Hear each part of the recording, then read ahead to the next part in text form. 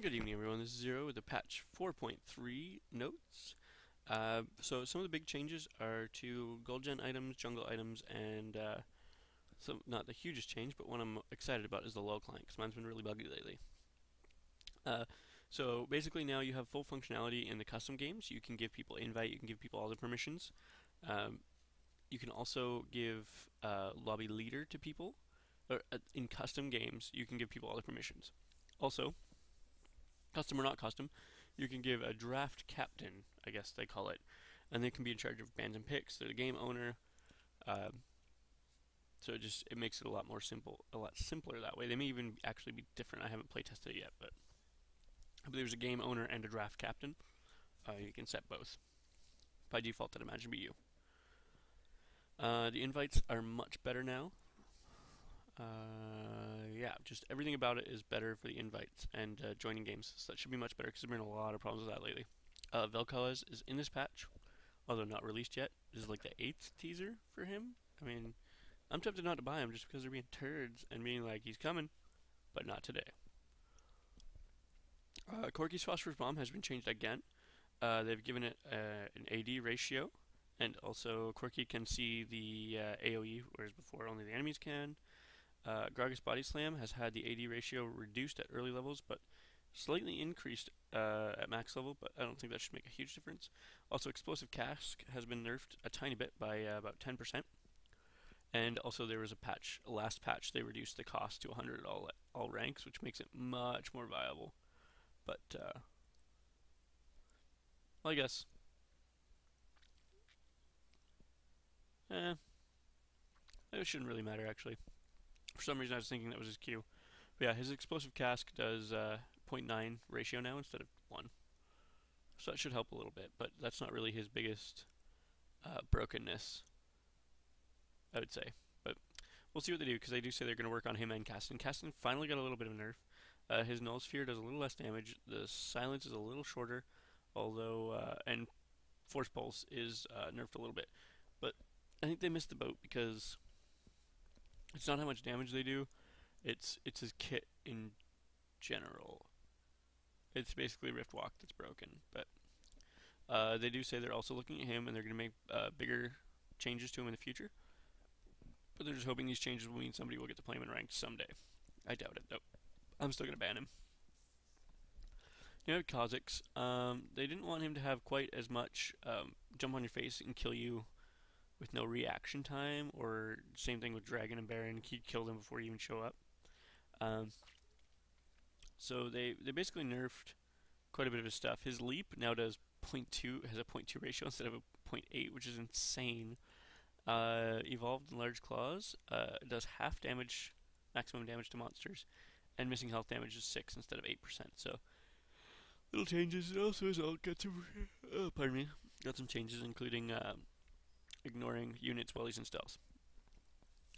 Rise got some very minor changes. His base health, well, this one's actually fairly large. His base health went up 54 to 500 even, and Overload got another 25 range, which should make him an even stronger mid laner. Skarner got mana cost reduced a little bit, and his slow, has been increased by quite a bit, at 65% now at max level from 50, and he actually gets that 15% extra at level 1. So he gets a 45% slow instead of a 30, which is going to make him even scarier to deal with. Because that's almost where it was at max rank before. At level 2, it'll be what it used to be a max rank, which is terrifying. Teemo Shroom ratio has been nerfed. It's now 0.5 from 0.8. I'm going to read this because it's just hilarious. Late game Teemo stacking pure AP, you could pretty much opt out of fighting by laying death shrooms everywhere and spamming the laugh button. If you're ever close to losing it after dying to a shroom, just remember, millions of Teemos die each day. That's true. And then we've Yasuo. His shield is a little bit shorter. The overall values are a little bit lower, actually by about 200, which is really nice, because that is a big problem. However, this is bad news, and makes me very sad that they haven't realized that this entire ability is broken.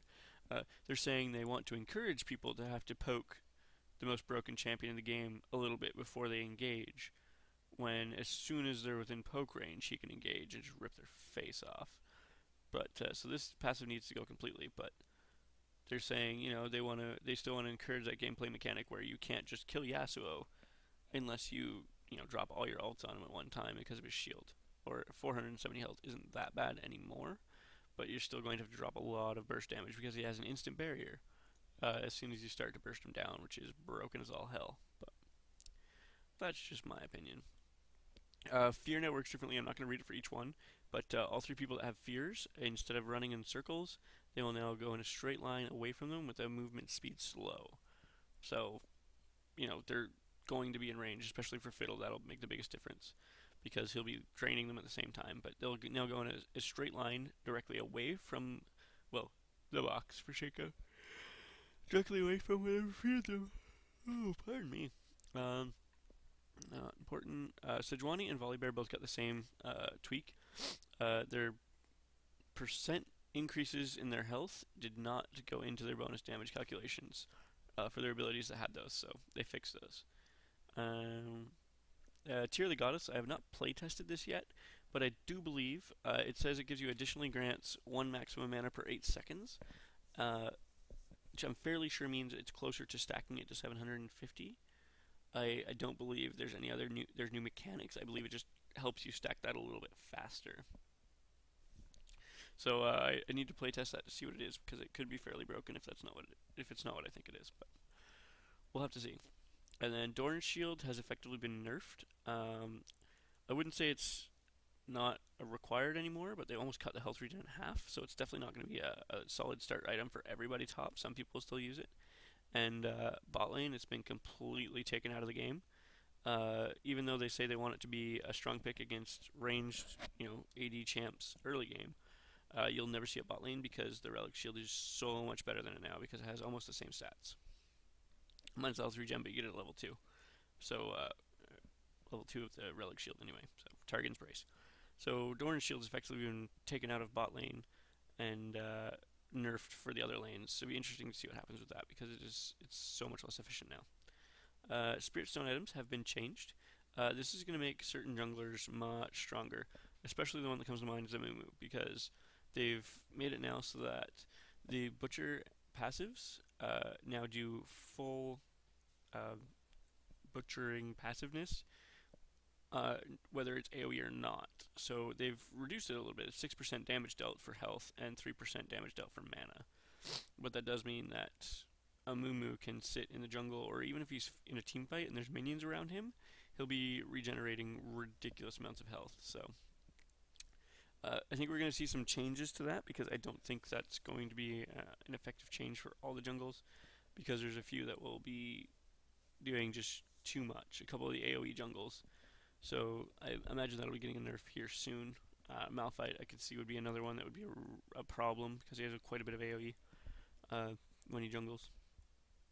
So I don't know how long that'll last. Boots of Mobility have had a pretty serious change. It only gives you 25 movement speed in combat, same out of combat. So it actually gives you what tier 1 boots do when you're in a fight, but it's also 200 gold cheaper. So that's gonna be a tough one to decide whether or not to get them. Although I still think it's very risk reward based, and it shouldn't make too much of a difference on people that already get them. Like, once Rammus is in the fight, it doesn't matter, but he's gotten there at like 1100 move speed, so he's there and he's in your face. The next changes are really exciting for me because it's the Ruby Crystal, which pours into the Sight Stone and the Ruby Sight Stone.